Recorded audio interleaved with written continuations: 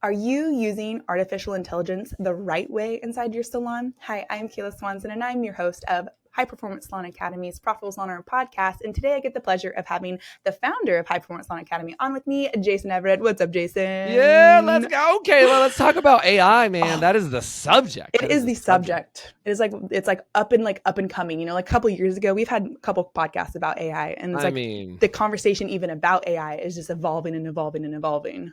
Correct. And I think it's one of those things, right? Like I was talking to somebody like, oh, I was talking about AI a year ago. I'm like, yeah, so is everybody else. And like, if you're not still talking about it, that's kind of the problem. AI wasn't like tick the box. Literally. Like a year and a half, 2 years ago, right when ChatGPT came out, I said, okay, I'm going to do a class to get people started. And if you're listening to this and you're like behind the tech learning curve and you're like, I don't know if I'm going to use it, like get on board. You're going to get left behind if you don't. Literally. That's a really, really important thing. But we've been using it heavily for the last year and a half, 2 years. We're really getting to the point now with the salons that we work with that the goal is becoming not, are you using it, but are you using it correctly? Yeah. Is that, are you using it in the way that most people are? Because a lot of people are learning it and they're like, oh, it's like Canva. I use it enough and now I'm good. I'm like, no, it's changing. Like by the week, by the day, there's Literally. So many incredible things that most people don't even understand that are getting released that just they don't get. And I'll give you an example of this because some of you guys might have been playing with this. Nice. I posted little action figures of our High Performance Salon Academy mentors, right? I don't know if you saw that not too long ago. But it was one of those things where I thought it was very funny. As I saw a wave, I saw a couple people post the action figures of people. And then I figured out what I was doing. I did it and I posted my little action figures and I was really proud of myself and it was good. And then about, I don't know, maybe 3 weeks later, I started seeing other people try to create action figures. And like the first wave was really good, only from like the highest end people who figured out what was going on right out the gate. Right. Which I was on that short list, not to pat myself on the back too hard, but I was on the short list. And then within a couple of weeks, people were posting all their like weird action figures that came out. They're like, what happened? And what was happening is people were doing it the wrong way.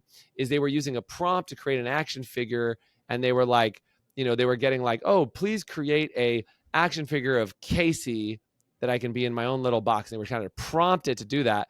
And then it would be like Casey, and it would have nothing to do with the person. Like our action figures had like, blow dryers and clippers and, business books and all kinds of stuff in there thing. And it was always appropriate, right. But it's because of how I actually cued it. What I did is I uploaded somebody else's action figure as an inspiration. I said, build me an action figure exactly like this. And I gave some detailed instructions and it created these really incredible action figures.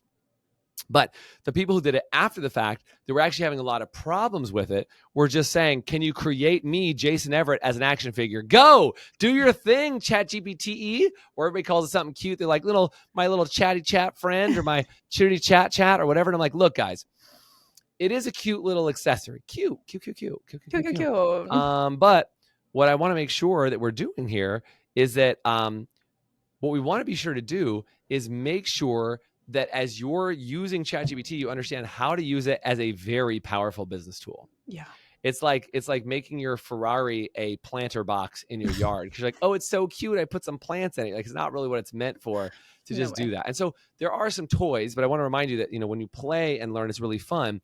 And there's probably some ways you're using it now that like very quickly going to get left in the dust or get antiquated and not be something that's very helpful. So I have a lot of tips today. And hopefully as we go through this podcast, short and sweet podcast, I'll give you some really good tools that I just recently spilled the beans on at a couple different conferences. And if you want, and you send me the word AI, I'll send you a bunch of really cool tips about AI and how you can use like 21 different tasks to do through AI that you're probably not using. And I'll give you some good resources if you want to send me a message. So I'd be happy to talk about that. Nice. We'll put the number in the description so you can send us a message and we'll be able to offer that to you.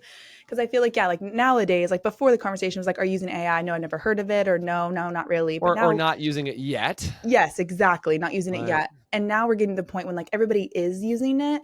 But if you aren't involved in learning it and adapting to it and learning the right way in which to use AI, then you're going to just be on a slower train in order to get there. Yeah. If you're learning how to use it in the right way to make it work for you, not just to be in like, this cute little program. Because if you don't realize it's how powerful it actually is. It literally is revolutionary. And we're able to, what we can do with it. And a lot of people like, I know, Jason, you've talked to this before. People are like, oh, it's going to replace jobs and things like that. But you said something, tell them what you said the other day about how it's not going to replace, it's going to. It's an enhancement. So I really do believe it's a bionic enhancement.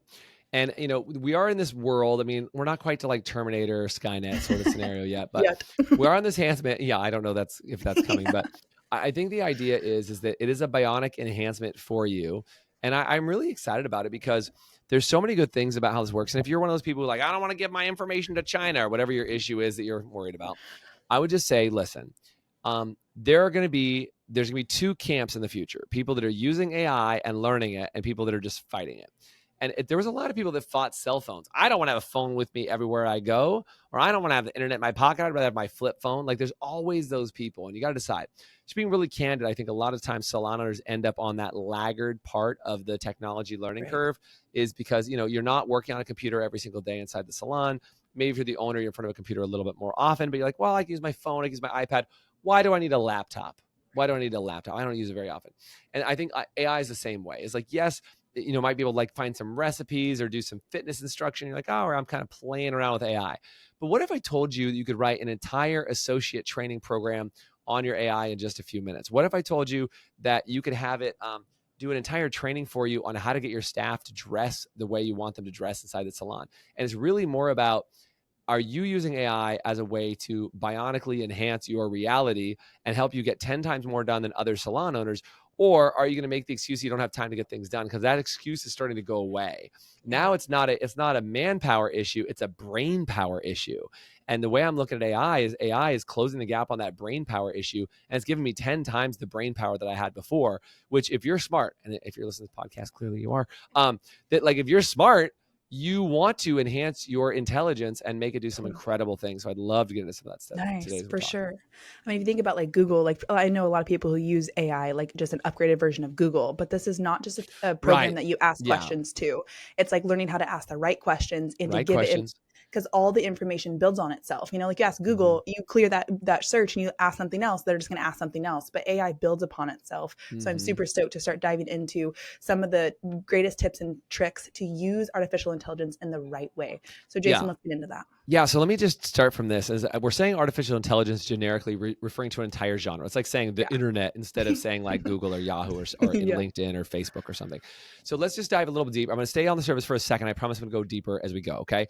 Number one is I want to talk about ChatGPT. Why am I talking about ChatGPT? Well, for the most part, it is the most robust platform that's out there so far. I've done a lot of DeepSeek. I've done GPT. I've done Gemini. I've done a lot of the other tools that are out there that are available. And what I found is that there's a way to interact with GPT that a lot of the other platforms don't offer yet, that is really profound. And it really allows a lot of image modeling, and it's starting to get into video modeling and a lot of large language model sort of scenario. What all that really means is you can talk and have a conversation with it. But like on a basic level, we're going to talk ChatGPT. And a lot of people are like, which one? What model? Like literally you go to the App Store, you type in OpenAI. OpenAI is the parent company. Well, technically Microsoft is the parent company, but OpenAI, and they own ChatGPT. And you're just looking for a little logo. I'll hold it up if I can do it. Let's see if I can hold it up. It just is this little, is this going to work? Totally not going to work. Anyway, it's this little logo. It looks like kind of like a white logo with a black flowery looking thing on it. It says ChatGPT. Most people know what that is, but if you're not using it, that's the one you're looking for. And what we're trying to do is we can do this in the free version. There's a paid version for $20 a month at $200. I don't get anything for referring people to ChatGPT. I'm just bringing this up. Okay. Is that all of a sudden you go on the screen and it gives you some really incredible resources. And I'll do my best to kind of show you and tell you, because I know some of you guys listen to this on audio. Is if you're in the paid version, there's a regular search, a deep research, and you can also upload photos, access the camera, you can upload files, you can do quite a bit. And you can either type in with your thumbs and just literally say, hey, I have a question, I'm asking it. Or you can hit the little microphone button and speak into it, which by the way is like the most time-saving hack on planet Earth. And then there's another little like speakery looking button that looks like a voice module, and you can actually talk and go and have a back and forth conversation with it. So basic premise, if you've never done it, congratulations, you're up to speed. If you are like, Jason, why are you teaching me all these basics about ChatGPT? Hold on to your butt. I got more for you. I'm not scared. I can walk all over the place with this thing. So my point is that's what we're talking about on ChatGPT. Now, what you want to do is, like, unlike using a search where you just want to ask it one question, you can do a follow-up in a series and a whole setup. So let me tell you one of my favorite interactions I recently did. I was hiring a new assistant. And what I did is I put ChatGPT on the voice module mode, which I'm going to show you right now. And we're going to have a little chat together. And I spent an entire hour at a drive, was in Texas, and I had to drive somewhere for an hour. I was like, how can I be productive? Maybe you're psychotic like me and you want to be productive all the time. I'm always looking to be more productive. So I'm in the car and I'm like, how do I be productive? I'm like, all right, let me do this. So I go, what? And I'll show you exactly what I did. And I'm not going to have the whole conversation, but I want to just show you what I did. So I put it in voice module mode where it will talk back to me and have a conversation. And I'm going to show you what I did and basically have this conversation. Nice. hey, I'm looking to hire a new executive assistant, and I'm trying to make sure that I hire the right person. And if you can, what I'd like to do is have a back and forth conversation with you about this new assistant. Can you ask me 20 specific questions that will build the right profile so that we can use the psychographic and demographics of a profile to build out two things. One, a job description, and then two, a interview profile that will give me 3 rounds of interviews that I can put together for this person and find out if they're the right fit. Can we work on that together? Absolutely. Let's get started. Here are the first few questions to help us build a solid profile. 1. What are the top 3 responsibilities you expect your executive assistant to handle daily or weekly? Okay, pause for just a second. We're Forest, born on the salon floor and built for and by hair and beauty professionals like you. Forest is your marketing, your reporting, your reputation management. You need one easy-to-use system that does it all. Forest, together we grow. So you get the idea that what I can do is I can ask those questions. And by the way, all those questions get saved inside this chat. And it can ask me all these specific things that it wants to ask. And it's starting to list me all the questions. I can say, just ask me one of those at a time. Ask it, wait for my answer, then reply. Ask it, wait for my reply, then answer. Then I can say, can you build me an entire profile based on that? We have a back and forth conversation. Can you ask me each of those questions that you have one at a time, please? And I'll answer and get back with you. Oh, I did the wrong setting. So I did the speak into it setting where it won't actually speak back. Let me try that one more time. Get rid of that whole chat. But the idea, what I want you guys to catch as I'm having this conversation is that I can have this back and forth conversation. And just like, let's pretend, just think of it for a second. If I had my actual assistant in the car with me and I'm like, hey, Kayla, you're taking notes. Let's go. And you're like, hey, Jason. And if you were an infinitely knowledgeable wisdom source, if you're like, hey, Jason, let me ask you some questions that would help me create a profile. I'll build a profile for you. I will help you create the interview questions and do all this in real time with you right now. But unlike having an assistant with you, it's thinking at 1,000,000 miles an hour. So I can also do things like ask it this way. Let me just do this. Can you act like a professional recruiter for me and ask me all the appropriate interview questions so you can make sure that you could hire and place the exact same person and use all the skills from any books or knowledge you can find to make sure that we appropriately recruit that perfect person I want to hire? Would that be okay? And what suggestions do you have for me? Of course, I'd be happy to help you as a professional recruiter. We can structure the interview process and questions to identify the ideal candidate who fits your needs. Here's how we can approach it. 1. Okay. So you get the idea. Now I'm back and forth having a conversation with GPT. And I can say, great. And again, if I wanted to prompt it a different way, I could just speak into it and say, can you please build me the list of 25 questions you would ask me to get to know the answers that I have in order to do that? Right. I just did the speak into it part. It doesn't have to respond to me. Now I'm going to hit go ahead and do it. And now it's actually building the list of 25 different questions that I want to have. Now, like I said, I can just have it ask the questions and I can answer those questions and just give it those answers, or I can do the back and forth conversational mode, which starts to have all that. So this is like, what belief would be most true that you feel most people misunderstand? Is somebody can only remember one thing about you? What would that be? What's your personal mission that drives everything that you do? And like, it's really working as a professional recruiter to interview me in order to get that stuff done. Yeah. So here's what most people are doing. Give me 5 interview questions that I could use to hire a stylist. Well, okay. Again, as you say, Kayla, that's cute. Like, that's a cute way to use it. But if I'm like, I got to give it the rest of the context.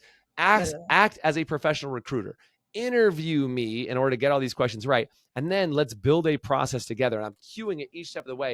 And I'm treating it like an actual person that can build that all out for me. Like if I could hire a professional recruiting consultant for $10,000 an hour, how would I ask appropriate questions so I wouldn't waste my time? Treat it like that, not like it's like a Google search. Are you still guessing what your color services are actually costing you? Guessing the cost of your services is eating into your profits. With Salon Scale, you can separate your parts from your labor and charge for every drop of color used. Stop letting your back bar drain your earnings. Click the link in the description to get 10% off of your first year or start your free trial today. Salon Scale. Profit starts with every mix. Literally.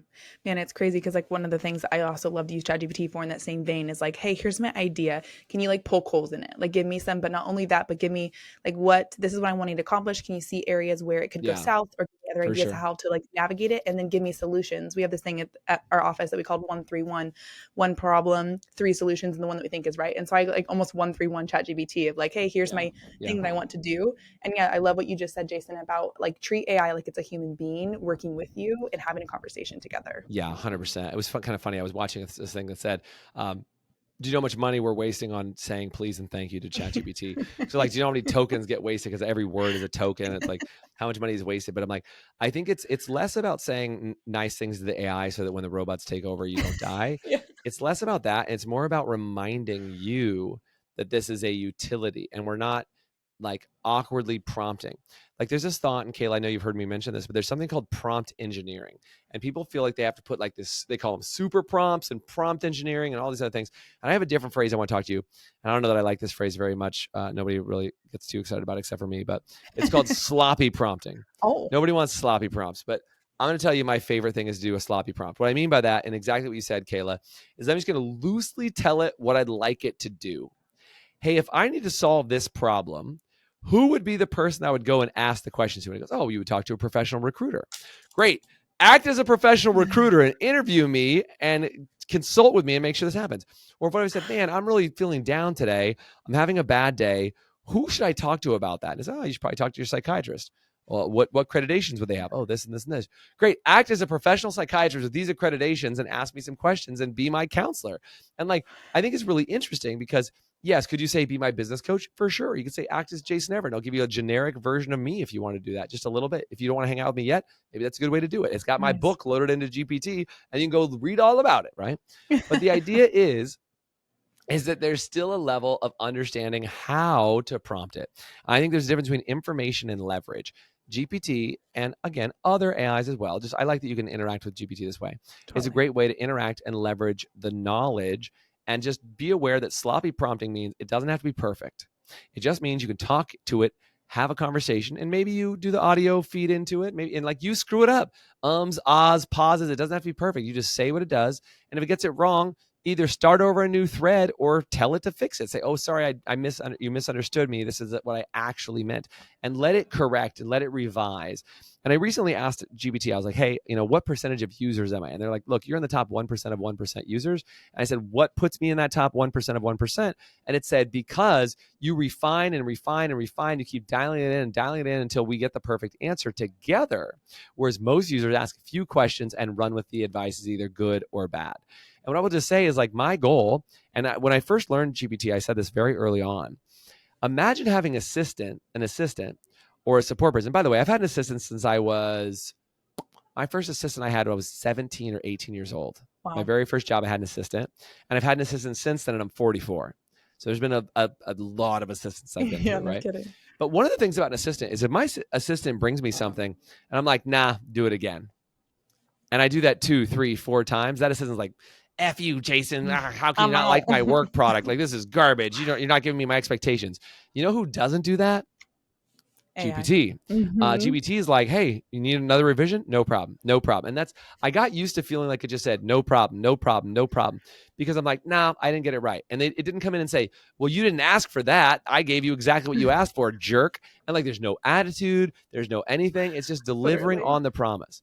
And so what I would just say is if you have an infinite number of resets, we can try again and again and again and again and again, and you have an infinite number of redos, how much more powerful could you potentially become? Literally. Because you're learning as you're making mistakes. So your whole job is to make as many mistakes on it as possible because it's an infinite game. You can make infinite mistakes. It doesn't get grumpy with you and it just keeps going. And you want to do that at 2 a.m. You have an idea at 2 a.m, talk to GPT for 5 minutes. You have an idea when you're getting out of the shower, talk to GPT for a minute. I literally have ideas for videos and I get out of the shower and go, I have an idea for a video that does da-da-da-da-da. Here's what I want the outcome to be, whatever. Can you work on a script for me? Put it down, finish getting dressed, do my whole thing, then go back to it and read the script and revise and revise and revise. I can't do that with a real human being. No, that's not real. No. And so if you're using GPT like a fancy Google, you're doing something wrong. Ready to transform your business and improve your salon's profitability? With Lonza's 3-in-1 technology and intermixable shades, your hair color inventory is streamlined with limitless creativity behind the chair. Click the link below to unveil the secret to salon success. Man, I love that there's no emotion in ChatGPT, that it's going to continue to re-evolve. And like you just said, like they're not going to get their feelings hurt when you tell them like that was Doesn't absolutely get ridiculous. tired, doesn't get Yeah. offended, In all fact, those I just things. noticed the other day ChatGPT is like almost validated, like, oh, you were absolutely right. I did not say that correctly or whatever. Or, like, thanks for 100%. catching that. And so just Yeah. having a conversation with that. And like, I mean, we're talking like open your mind to so much more of what's possible. Like if you're asking small questions, ask bigger questions. Like, I need to have this hard conversation with my boss about this topic and this things. This is what I have so far. Can you tell me, like, give me 3 ways in which they would, push back on me? And like, ChatGPT can do it, and so keep pursuing bigger and better. Is that what you asked it questions. recently? How do I have a hard conversation with my boss? Do I need Possibly. to be prepared for it? No, I'm just kidding. You'll find out. Okay, no, I'm just kidding. I totally am not worried about it. But what I was going to say, Kayla, is you brought up a really good point, and this is a really hot tip. I did this Ultimate AI Toolkit masterclass I've been doing for the last couple of weeks, and if you want some access to it, let me know. Like I said, comment AI, and we'll send you some of the goodies. Sweet. Here's the deal. If you're an owner, you want to teach your team to come to ChatGPT before they come to you. If you're sick and tired of answering stupid questions, you're like, why am I still answering this? If you can teach your team how to use GPT, and this is the whole thing, is like actually teach your class or a class in your salon that shows your staff how to use it. So here's my hot tip for you is we were talking about this at the Data-Driven Salon Summit. I said, what if you did a whole class where you showed your team how to dress appropriately for the salon? So here's how I've been using GPT, and I've just been doing this for fun. So I literally take pictures of myself in the mirror, not because I'm psychotic, but because I'm loading the GPT. Like, hey, Jason, aren't you cool today? No, but I literally am like, hey, I like this jacket, or I like these pants, or I like this whatever. I'm like, can you build me an outfit around this? And I give it some context. And I say, I'm going to be shooting a podcast today. I'm going to a conference today. I'm doing this today. And I want to look this way. I want to look fashion forward. I want to look on trend. I want to look blah, blah, blah. And it'll say, great, let's build an outfit together. And it'll build an outfit for me. And the reason why I'm saying that is you could, with your staff, get GPT to rate the outfits of your staff, but you don't rate the outfits. GPT is rating the outfits.